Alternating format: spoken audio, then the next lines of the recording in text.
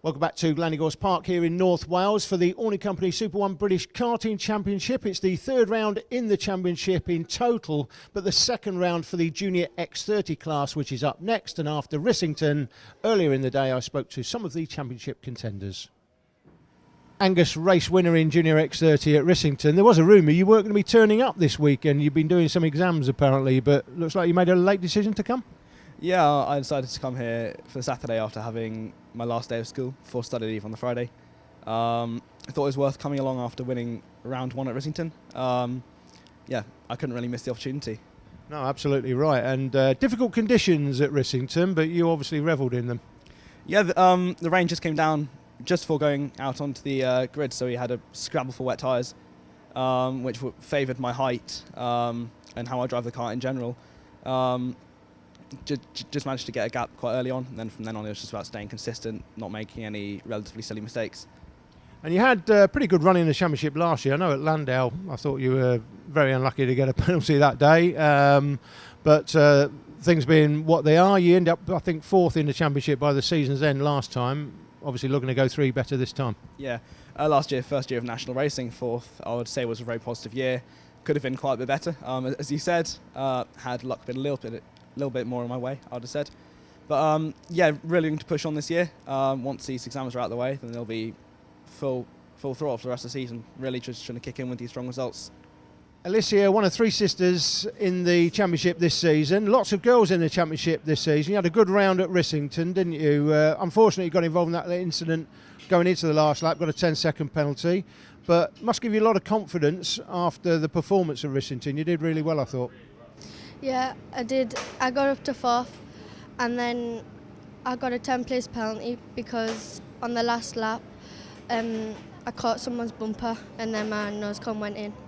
Yeah, 10-second penalty I think you got for that incident, but nevertheless still went very well in those conditions, very difficult conditions, weren't they, that day? Yeah, it was quite good because I like it in the wet. But as I went through the pack, it was really hard, but I got there. Gordon, quick chat. Leading the championship in Jnr X30, so great championship for you so far at what is effectively round one for you at Rissington. You obviously like Rissington. Yeah, it was actually only my second time. I went down to get some practice 2 weekends before, and it paid off massively. And we were on the pace all weekend and came out leading the championships, joined with Ethan Pitt, so it was a great weekend. Yeah, in difficult conditions in that final, wasn't it? Absolutely treacherous, the track.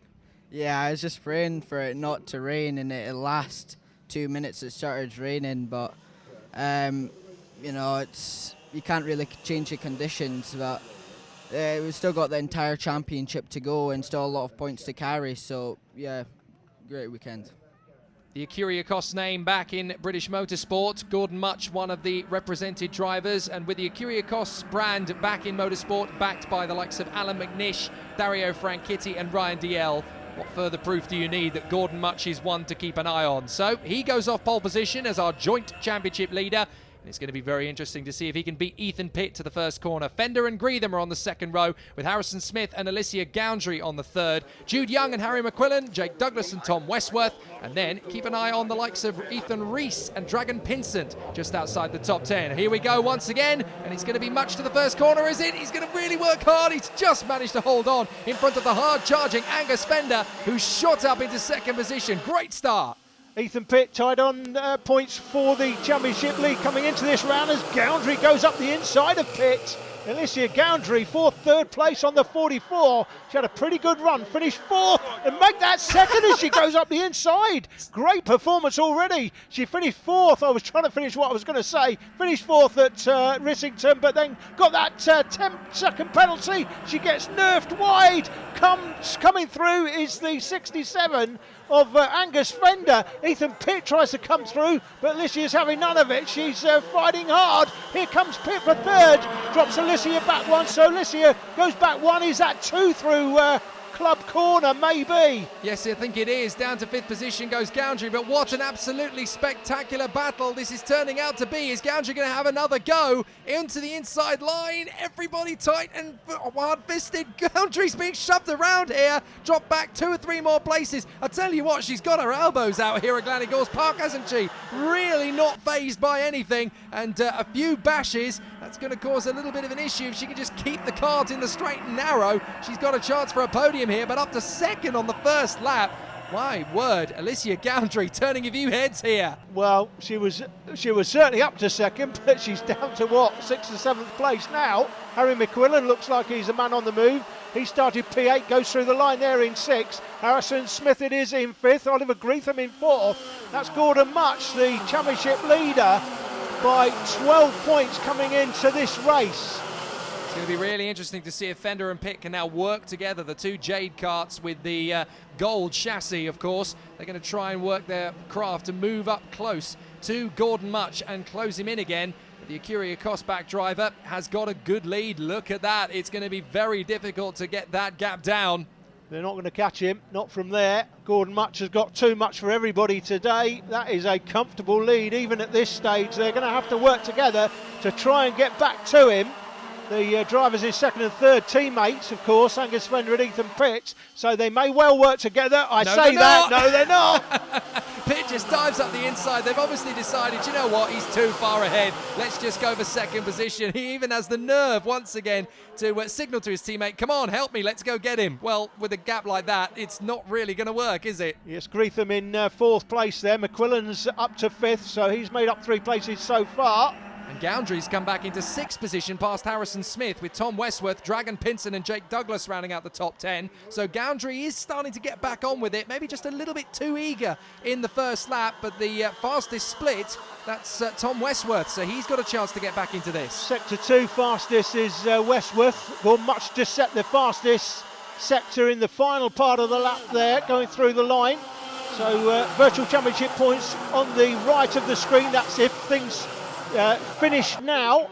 These are basically the points based on the drivers' positions on the track at any given time. Much had a 12-point lead earlier on, but you see Ethan Pitt's moved up through the field, so the championship lead now is just 6 points if the drivers finish where they are at the moment. Fender there in 3rd place on 366. Jake Douglas, who's a bit down the field in this one, but he's in 4th place currently in the championship standings. Got a move there for 8th place, that's Dragon Pinson, and Douglas goes with him. Yeah, really, really strong move there into the final turn. Not an easy one to pull off. I tell you what, 2 men in this field that I'm really starting to keep an eye on at this part of the race, and that's one of them, just as I'm about to talk about him, Harry McQuillan. He makes the move on Oliver Greetham. Those are the 2 chaps I was going to talk about simultaneously here, behind Pitt and Fender. They are really starting to step up the attack. In particular, McQuillan has looked very racy in this part of the race. In fact, he's just done the personal best of the race in Sector 1, that is purple, so he's gone faster than anybody in the first part of the lap, and that's put him onto the back of Pitt and Fender, and he's already starting to think about a possible podium here. McQuillan's on fire. Yeah, McQuillan there, as he goes through past the drone. You see him there in 4th place, right behind Angus Fender, Ethan Pitt in front of Fender. The 2 teammates battling it out. Here comes McQuillan, may go with Fender, he does! So, great opportunist move there by Harry McQuillan, and he's going for it again, and he's through to 2nd. Superstar, absolutely superstar drive there from McQuillan. He saw an opportunity, he saw that Fender was going for Pitt and thought, right, not only am I going to join you in the apex of the corner and get 3rd position, I'm going to use this as a springboard to get one over on you. Absolutely mega. And pulled 3 or 4 kart lengths, look at this, already he's pulling away, so he looks like, well, he is the fastest man, I think, on the track at the moment.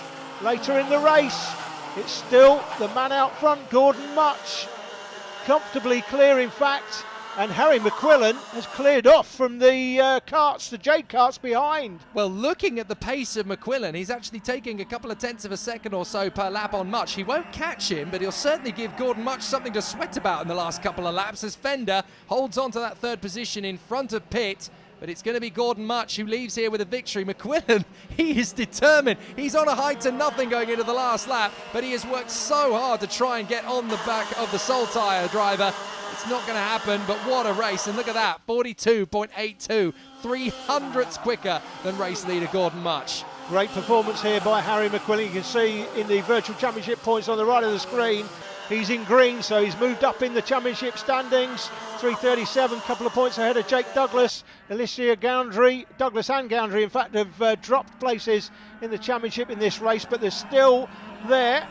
Douglas on 335, Goundry on 332, but it's Gordon Mutch who's going to take the win. But you could argue McQuillan, one of the drives of the day, from 8th on the grid to 2nd, but it's Mutch that takes the win from McQuillan. Ethan Pitt holds on from Angus Fender, and coming in behind, it's Oliver Greetham in 5th place from Pinsent Westworth. Jake Douglas, Shane White, Jude Young rounded out the top 10. Alicia Goundry ended up down in 12th place, disappointing when she was 2nd early on. So Mutch, McQuillan and Pitt, the top 3. Tell us about your race. I mean, that was a fantastically well-controlled final. Was it easy as it looked? It wasn't as easy as it looked. I had the pressure from Harry behind. It sort of surprised me when I saw him all the way from 8th place to come up. He drove brilliantly. I had a really good gap up to halfway, and I made a little bit of a mistake out of car, so I ran a little bit wide. But from then on, I kept up my consistency and led the race to the checkered flag. And obviously you must be very pleased. Long trip back to Scotland's going to be a happy one. Yeah, it's a long trip back, but in the end it was well worth it. The qualifying, 2 heats, and of course the 2 finals. I couldn't ask for a better weekend. Great weekend for Gordon Mutch. He's got the championship lead going forward by 8 points from Ethan Pitt. Angus Fender in behind, then Harry McQuillan moves up to 4th. Jake Douglas into 5th place, just a point behind McQuillan. That was Jnr X30, Senior X30 up after the break. If the championship leader loses, Sam Marsh, will he become a marshmallow?